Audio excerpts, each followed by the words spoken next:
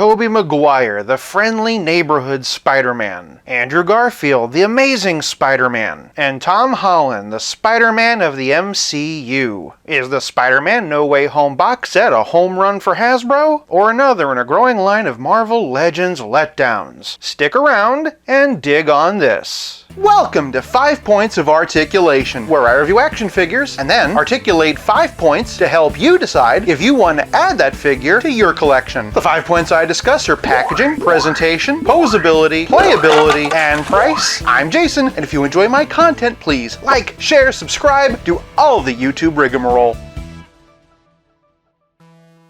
Starting off with the packaging, and it's already working at a disadvantage for being a windowless box, but mine arrived like this. This is what Hasbro sent it to me wrapped in. For a comparison, here's how NECA shipped their Toka and Razar 2-pack. I get that Hasbro's trying to reduce its plastic, but they don't have anything sturdier than this. I'm not planning on keeping this box, so it's not the end of the world for me, but if I was an in-box collector, I would be fuming. Despite being windowless, I do appreciate how they recreated this shot from the movie. On one side, we see them rushing into battle, and some cool hanging out poses on the other side. Digital renders on the back. I like how they have their unique spiders behind them. Whenever Hasbro talks about them, they refer to Tobey as the friendly neighborhood Spider-Man, and Andrew is amazing. I mean, on account of he is. But I find it fascinating that there are no names anywhere on this box. Except, of course, for that big one. That's not a criticism, by the way, I just think it's interesting. I tend to be a bit more lenient when it comes to online exclusives. After all, the main reason why I want the window is so I can see what I'm buying is in there and make sure it looks good. But when you buy something online, packaging is more than the box it comes in, it's also about the box it's shipped in, and this frankly is unacceptable. For packaging, I'm giving the No Way Home 3-pack half a point. Moving on to presentation, and they range from 5 3/4 all the way to 6 1/4. Doing a Google, and Tom Holland is only 5'6", Tobey is 5'8", and Andrew is 5'10". The same height as Zendaya, believe it or not, so while these figures might seem small, they are in fact perfectly sized. Starting with Tom, this is just a repaint of the figure that we got before. To jog your memory, here they are side by side. If you saw my video on this figure, you'd know just how let down I was by it. Now he's been given an updated paint job, which definitely elevates this figure. He also has brand new wall crawling hands. The lack thereof was one of my other criticisms with the original. Once again, the metallic gold really stands out against the matte blue and red. Flipping around, there's more on the back. Lifting up that ab crunch, they didn't skimp there. And while I do contend a couple of extra web lines would have probably made sense, at least they did paint underneath. He also still has that bright blue pop of light coming out of his gauntlets. A little messy around the joints. Moving down to the boots, and there's some very fine painted gold lines as well. As for Tobey and Andrew, they are 100% new sculpts. The head sculpt for Tobey is spot on, and I love how they kept it accurate to the movie with the metallic webbing. They also did a great job with that fine texturing in the costume. The reds had a bit of a hexagon knit, and the blue almost looked like scales. Comparing him to the first Tobey Maguire Spider-Man, we can really appreciate just how subtle the texture is now. The downside is that there are a lot of spots where the paint for the web missed the mark. Instead of being on the web, it's on the fabric underneath. As a result, the webbing on Tobey looks kind of fuzzy. I also have a little bit of an issue with his torso. For one thing, I do feel like Tobey's stomach was a bit more toned than this, leastways judging by this picture. My bigger frustration is how the torso articulation affects the costume. Instead of a nice clean line, the diaphragm and the reverse ab crunch really break it up. Switching for a moment over to Andrew, and it is a bit better here. The problem with him is when you arch him back, the costume disappears. And again, I'm just not that crazy about how the diaphragm breaks up the sculpt. Switching for a moment over to the original Hasbro, and while it was far from perfect, the ab crunch did a far better job of matching up with the logo. On the other hand, this does get much better range, so then the question you have to ask is whether posability or presentation is more important to you. I will say the Tobey spider is nice and crisp, though the one in his bag is a bit janky. Andrew's, on the other hand, fares a bit better. Looking at his head sculpt, and it seems that Tobey must have put some dirt in his eye. This chip is really distracting and honestly really bums me out, but I've been seeing pics online of figures whose eyeballs weren't painted at all. In that regard, I do count myself as being one of the lucky ones. The texture on Andrew's costume isn't nearly as pronounced as Tobey's, so the webbing actually looks a lot better here. The fact that it's black instead of silver probably helps too. A little bit of chipping here, unfortunately. In the reveal video, Dwight described this as being more metallic, and it definitely is. is, I really love the effect that it gives this figure. Until we get a better look at the new costume Tom got at the end of No Way Home, Andrew's is actually my favorite Spider-Man costume. Least ways to my eye, it's the closest to Spider-Man come to life, unless we're talking about Japanese Spider-Man or Nicholas Hammond from the 70s. Getting back to Andrew though, and he is similarly textured, but definitely more toned. Moving on down, here are the spider boots, and since I forgot to show them before, here are Tobey's. As soon as I start posing these figures, my criticisms melt away. They don't disappear, mind you, and this chip in Andrew's eye is definitely going to continue to irk me. But for all my grousing, these figures are well sculpted and well engineered. And whether it's right or wrong, much better painted than standard Marvel Legends offerings. Some sloppiness notwithstanding. All that being said, part of presentation is production quality, and this set has been too hit or miss for too many collectors. As much as it grieves me for presentation, I'm giving this set half a point. Moving on to posability, and Tobey and Andrew have the same articulation scheme, but Tom, being reused, is a little bit different. From the top though, when all three heads are on dumbbell joints, they can look this far up, that far down. Note that there is a bit of gappage in the back, really great tilt, and all the way around. Moving on down, and Tom's arms can't quite reach 90 degrees. Tobey and Andrew, however, can get better than 90. All three have butterfly joints, bicep swivel, and pinless double jointed elbows. All three have swivel hinge wrists, but whereas Tom has an ab crunch and a waist swivel, Tobey and Andrew have diaphragm joints and reverse ab crunches. Using just that ab crunch, and Tom can arch back this far and hunch forward this far, whereas Tobey and Andrew can arch back this far and hunch forward this far. Also, thanks to that diaphragm, and Tobey and Andrew get a great amount of tilt and twist. Tom, however, just gets twist. Below the waist, and all three figures have ball jointed hips. Tom can kick 90 degrees, but Tobey and Andrew have drop hinge hips. Oddly enough, even with the drop hinge hip, I can't quite get even 90 degrees with Tobey, but Andrew can beat 90. Of the three, Tobey has the least spread, but Tom and Andrew seem about even. Traveling down the leg, and all three have thigh cut, pinless double jointed knees, and ankles that can hinge and pivot. With the exception of jointed toes, these figures are about as articulated as you can get. I dare say they even rival imports. Of the three, Tom is the most limited, but honestly, you'd never know. For posability, I'm giving this 3-pack 1.5 points. Moving on to playability, and that's been one of the most contentious parts of this set, which is to say the accessories. Specifically the lack of unmasked heads, particularly for these two. I'm no toy lawyer, so I'm not entirely sure what goes into likeness rights. I know SH Figuarts has some Tobey heads coming with their version. They showed off an Andrew portrait, but then pulled it. So I'm assuming that there's some behind the scenes trouble going on. The cynical part of me that says that Hasbro gave us this version a year ago, only to give us the corrected one now, wants to say that these are going to get re-released with Tobey and Andrew heads, and there are supposedly leaks that support this, but I don't trust leaks. I also don't trust that reissued figures are going to look this good. If they count the web lines as a premium feature now, who's to say they're going to give us to them then? That being said, I did get the Peter and Ned 2-pack just to cover my bases for Tom. Personally, I think this looks fantastic. Hands down the best Tom Holland likeness that Hasbro's given us. Instead, I'm going to focus on what they did give us. And what they gave us was mainly just a big old mess of hands. Here we have Tom's fists, his web shooters, and the all-new wall crawlies. Conversely, Tobey also has fists, thwippies, and crawlies. I really like how the fingers are bent on them too. And lastly, here we have Andrew's fists, web spinners, and wall crawlers. In fairness though, this one's a bit more gestury. Speaking of gestures, it would have been real cool if they all came with pointers. They do, however, come with 3 lines. We've seen these web lines several times now, but unlike usual, they've been cast in a transparent plastic to match how they look in the movie. If they were going to include web effects, it would have been cool if they included a variety instead of just 3 of the same, especially when none of these are technically accessory holding hands. If you're curious about a couple of other head swaps, here's a Zombie Slayer Spidey's head on the Andrew body. The face looks nothing like Andrew Garfield, but the hair's about right. And just for options, here's the comic head. In the absence of a Tobey head, here's the comic version, in case you wanted to see if this would work as the main Spidey for your shelf. Throwing Tom's head on Tobey's kind of interesting. Of course, I could have never forgiven myself if I didn't try to recreate this deleted scene from Spider-Man 2. Even without the flat top, it's still totally worth it. And as long as we're talking about Jameson, here's a little something for your consideration. But playability is more than just accessories, it's also about how well your figures play with others. First up, and here we have classic versions of Tobey and Andrew. The Tobey was made by Toy Biz for the very first Spider-Man movie, and Andrew was made by Hasbro for the Amazing Spider-Man 2. Next is Tom from Spider-Man Homecoming and Far From Home. The painted web lines weren't a premium feature back when Homecoming came out, as evidenced by how cheap Far From From Home looks by comparison. For a couple of classic villains, and here we have Doc Ock and Green Goblin. Goblin's a bit small, but Ock scales surprisingly well. Even so, I'm hoping Hasbro gives us updated versions of them as well. For a couple of important adults in Spider-Tom's life, and here we have Happy Hogan and Doctor Strange. Doctor Strange, of course, was referenced in the second Tobey Maguire Spider-Man movie. Happy comes from the 2-pack, and Doctor Strange comes from the No Way Home wave. For the human antagonist of No Way Home, and here's J. Jonah Jameson. Really hoping we get a Raimi version of him at some point. I do think it's a shame, though, that we never got to see these two play off each other. Next up is Peter and Ned from last year's 2-pack. This is a really well done set that I'm disappointed in myself for not reviewing when it came out. And just like I was saying with the Aunt May 2-pack, is a testament to what a good job Hasbro does giving us Spider-Man supporting characters. Of course, the most important supporting character to Tom's Spider-Man is MJ. Definitely not to be confused with this guy's MJ. And here she is with Peter 3. For a special comparison, I don't make nearly often enough here all three of our Spider-Men with Stan the Man Lee. That said, I thought it would be a good idea to make some comic comparisons as well. To me, Retro Spidey seems the most comparable to Tobey. The other figure, of course, is Spider-Man from the Amazing Friends box set. For a relative scale comparison, here they are with Pizza Spidey and the Spectacular Spider-Man. And as always, here's everyone with Stealth Iron Man. While the set might not have everything I want, it's unfair to assume that Hasbro can even give me those things in the first place. When it comes to Spider-Man figures, the most important thing to me are alternate hands, and to Hasbro's credit, they did stick the landing on that. And while I'm sure we'll get more villains eventually, for now the important thing is that they have each other. For playability, I'm giving this box set 1 whole point. This, of course, leaves us with nothing left to discuss but the